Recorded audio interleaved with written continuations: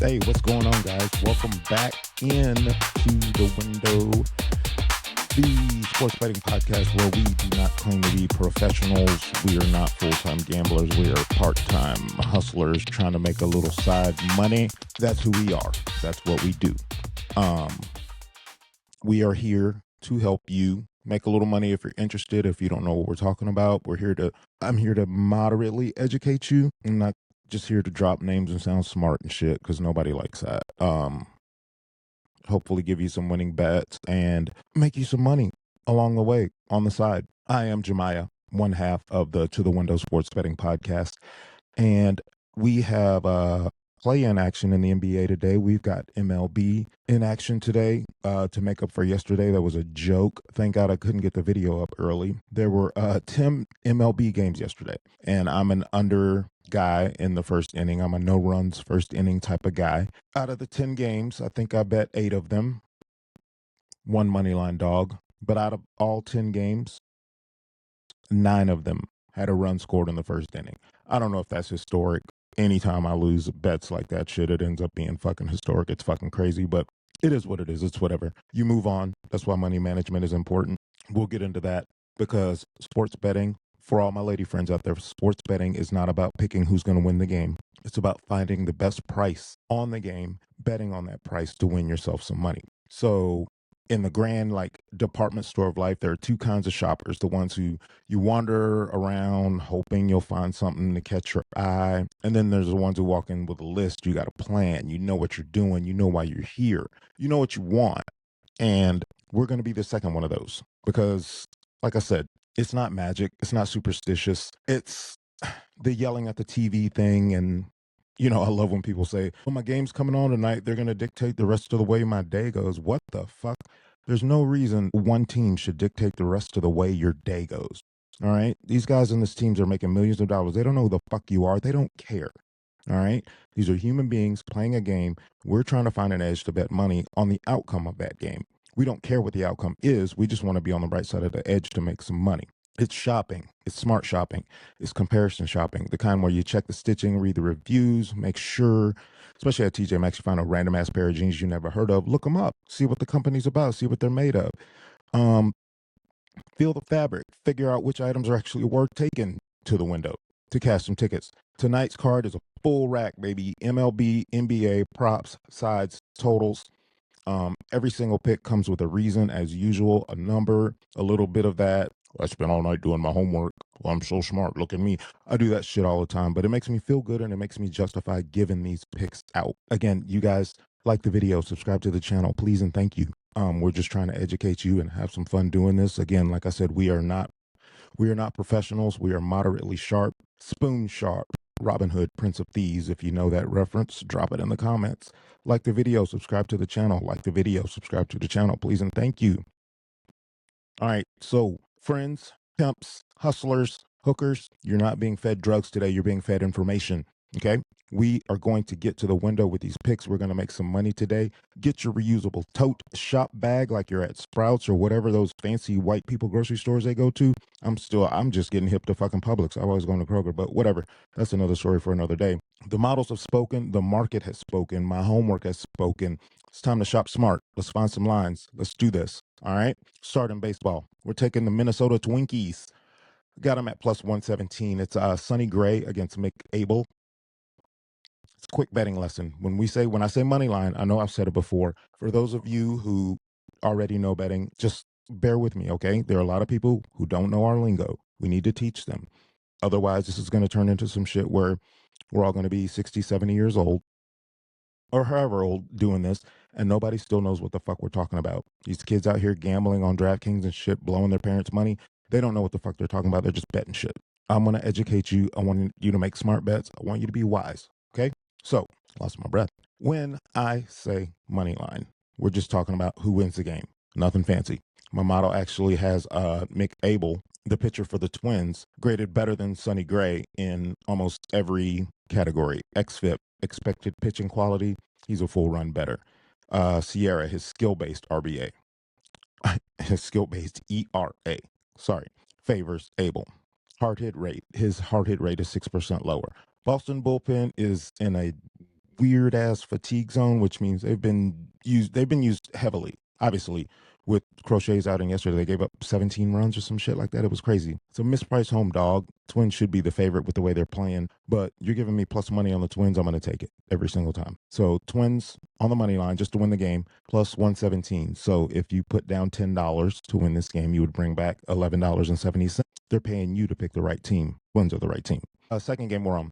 It's a fucking NRFI. Yeah, had a great day with those yesterday, but fuck it.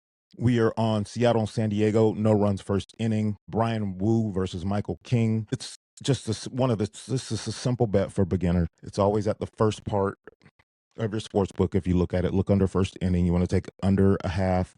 And Wu and King, they both check every NRFI box. Both whips. It's a baseball stat whip. Their whips are under 1.2. They're always elite first time through the order. Neither one of them have early walk issues. Petco Park, that park just early scoring doesn't come. You got to go through the lineup about the third time. That's when runs start coming. Model I have projects 0.38 runs in the first inning. That's what a green flag looked like. That's a play. We're taking that. Seattle, San Diego, no runs first inning. Take it to the window. Next up, call me nuts. All right. I don't even know who's pitching for Colorado. I don't. Colton Gordon is pitching for the Astros. The Astros are a hot mess. We're taking Colorado in the first 5 innings of the game at plus 141. F5. If you ever see F5 in baseball, that means first 5. First 5 innings, you're betting the first half only, and it's great for avoiding bad bullpens. This is a regression fade. We're going against the pitcher for the Astros, Colton Gordon. It just means he's been lucky, and his luck is about to run out. That's what we mean by regression. His ERA is whatever it is, 3, 4 something, but his xERA, his expected ERA, is 1.1 runs higher.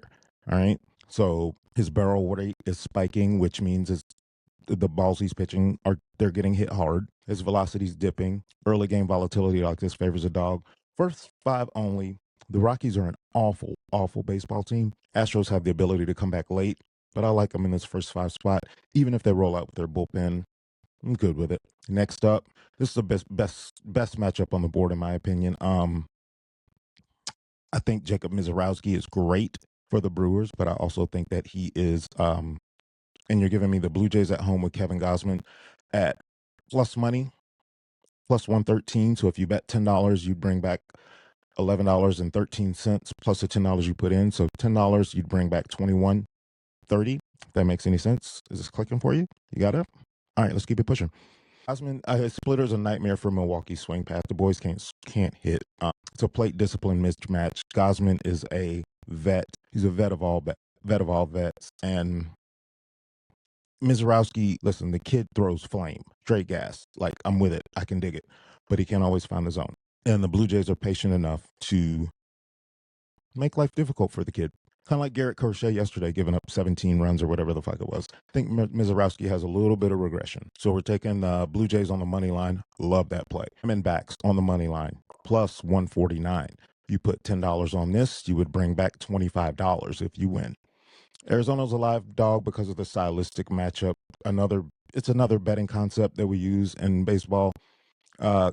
Merrill Kelly has an elite ground ball rate. He doesn't give up pop flies. He grounds you out, double plays. Rogers changeup, he hadn't been hitting it lately. And Arizona's righties are hitting the ball pretty well. Weather's going to slow down some runs, but that helps the dog stay in the game longer. At that price, give me the Diamondbacks. Long road trip, I get it. On the money line, let's go. Mets, Dodgers, no run first inning. Noel McLean, Yoshinobu Yamamoto, MVP of the World Series. That's enough said, man. That's elite pitching. No runs first inning, Dodgers. I'm going to tell you a name. And remember this name until this guy is out of the league. And he won't be because that's just the way baseball works. Miles Mikolas. Remember the name, Miles Mikolas. He is hot trash. This dude is terrible. We are taking Washington, the Nationals, Pirates, yes, runs first inning. Both pitchers walk too many batters. Pittsburgh lineup is top heavy. Washington scoring runs left and right. I'm just going to lean into the chaos. These two pitchers are trash as of right now in the season. This early in the season, they're not doing very well. So yes, run first inning, one of our bigger bets of the day. Next up, we are taking the Angels on the money line against the Yankees. Dittmer's slider is flying really well right now. His fly weathers the pitcher for the Yanks. His fly ball kind of pattern is dangerous in this ballpark, and it weathers is due for an xFIP spike. Velocity's kind of going down. Hard hit rate. He's getting hit hard. It's a live dog. I can't pass up on this price. I just can't. Sorry. And last one, Cubs. First 5 innings on the money line. Riley Martin, Aaron Nola. Nola is in a regression window. I just don't think he's that good right now. It's early in the season. Riley Martin is better in all the stats that nobody wants to hear. Sierra, xERA, strikes and walk rate over the last 30 days. This is why first 5 betting exists, because I want these 2 pitchers. I don't want the bullpens involved. So Cubs, money line, plus 121.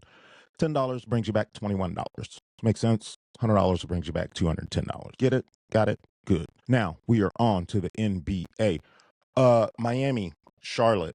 I'm going to start off by saying this. I didn't put this on the card. I still might later. The line has moved to 6, and it seems like too many points, but Vegas doesn't give away free money. So the Heat plus the 6, 5.5 seems like too many. It seems like a lot, but I'm leaning that way. I hadn't gotten to the window yet. Here's what I have gotten to the window on. Bam Adebayo, under 10.5 rebounds. Quick edge of the player props. We're just betting on a player to perform a certain way. Don't care how the game ends on the player props. We just need this player to perform a certain way. Bam's his rebound chances dropped from 14.5 to about 12 when Tyler Hero plays. Tyler Hero's been saved specifically for this spot. They've been locked into this spot for a while. Charlotte is a top 8 defense. Their defense is unbelievably good, and they give up the lowest amount of rebounds in the league. Miami is going to push the pace. They're going to try, but the rebounds are going to get in the way. The median for his rebounds today is 9.1. So that's a full rebound and a half lower than what he's going to get. Take Bam Adebayo, under 10.5 rebounds. Lock it into your prize picks, underdog, fantasy, whatever the fuck apps, those fucking things that are legal in Georgia. I don't know. It's a Wazzy. It's a Woozy. I don't know. Next one, the Rookie of the Year. Who should win Rookie of the Year? Con Knipple, over 3.5 threes. His volume's climbing. 8 attempts per 36 minutes. Miami gives up the second highest catch and shoot 3-point percentage in the league. Hero returning, improved spacing. He's not that great on defense. The model's got him right at 4 threes. I think he gets 5. I think the boy comes out firing. And especially in the way Miami wants to push the pace. Almost ringing. Sorry, guys. Love Con Knipple over 3.5 threes at plus money. Any Avita for the Portland Trailblazers, over 6.5 rebounds. Phoenix takes the most mid-range shots in the league. They don't shoot a lot of threes. They're getting Dylan Brooks back. This is going to be a rock fight. This is just going to be defensive. It's going to be ugly. Denny averages 13.1 rebound chances in high-paced games. My model is projecting him to get 8 rebounds. So at 6.5, there's an edge. We're going to take the edge. We're going to win some money on that edge. So Danny Avdia, over 6.5 rebounds. Next up, like I said about Charlotte and their defense, these are the totals. We're taking Charlotte and Miami under 230 points between both teams. Just total score of the game needs to stay under 230 points. The projected pace is 96.8. Charlotte is 28th in half-court offense. They run slow. Miami tries to run, but the projected total of this game is between 224 and 226. So 230 and a half. Give me the under. I like Charlotte's defense. All that being said, Tyler Hero is back. Miami's going to have a chance in this game. He's going to have to score some points. He's a shooter, man. He's a shooter. And Charlotte gives up the highest mid-range field goal percentage in the league. I'm showing he's good for 24, 25 points. They're going to need it. But right now I've got Tyler Hero over 20.5 points at minus 120. Well worth a trip to the window. So we've already gotten there with that. All right, we're taking the Portland Trailblazers in the next game, plus 3.5 points, which means Portland plus 3.5 means Portland can win the game, and that's awesome. That's great. That's what we want. Portland just wins the game outright. Cool. Portland can lose, but they can't lose by more than 3 points. All right, so that's Portland, plus they put the half on there, so you don't get the 3, you don't get the 4. You can pay extra money if you want. Let me get into this. Phoenix is in a 3-4 and 5-7 fatigue spot. That's how many games they play, even with the day out yesterday. It downgrades them by 1.2 points based on the fatigue factor. Dylan Brooks coming back, chemistry thing. Listen, Devin Book's going to get his. That's the homie. Like, the boy can ball. But Portland plays some solid defense. They're not even supposed to be here. I think Portland's about a year or two ahead of where they're supposed to be. You're giving me more than one possession in a play-in game. Granted, it's on the road. It is Portland. But with Drew Holiday, Denny Avdija, I like Portland in a spot. Maybe a sprinkle on the money line. I don't know. Take a chance. That being said, Devin Booker, over 26.5 points. Portland allows the highest mid-range efficiency in the NBA. In games where he is useful, Booker's usage spikes to 31%. You know, this year we've been dealing with all the tanking and shit like that. So the games now actually matter, and it's exciting. I'm going to be honest with you. I'm scrolling through right now. Sorry. But I may have overbet. That's a lot of bets. It's 16 bets. But you know what? I feel confident in every single one of these bets. We have gotten these to the window. It's going to be a great night of action for all of us. And we are ready to rock and roll, and I hope you are too. Like the video, subscribe to the channel. That's 16 picks in right at 20 minutes, you guys. I am so glad you joined me. Thank you so much. Hey, do me a favor before you check out of here. Take a second, do something nice for yourself. I know a lot of us out here, we're running around doing shit for everybody else. Everybody expects, everybody wants. Take a second. Just take a second. Do something for you. Do something that you enjoy.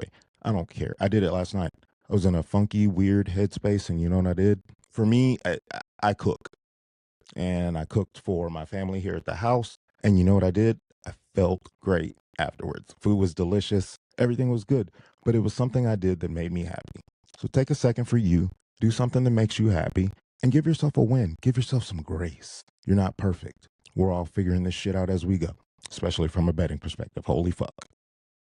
This is Jemiah from the To The Window Sports Betting Podcast. And like I always say, guys, if a bet makes you sweat, you're not doing it right. Don't bet what you can't afford to lose. This is supposed to be fun. Vacation money, Uber Eats money, DoorDash money, a little extra vacation money. And also, you guys have a great day. I'll catch you on the next recap, probably tomorrow with Chris. Maybe something on the weekend. Who knows? I will have UFL and WNBA talk coming up. You guys have a great day. Take care. Love.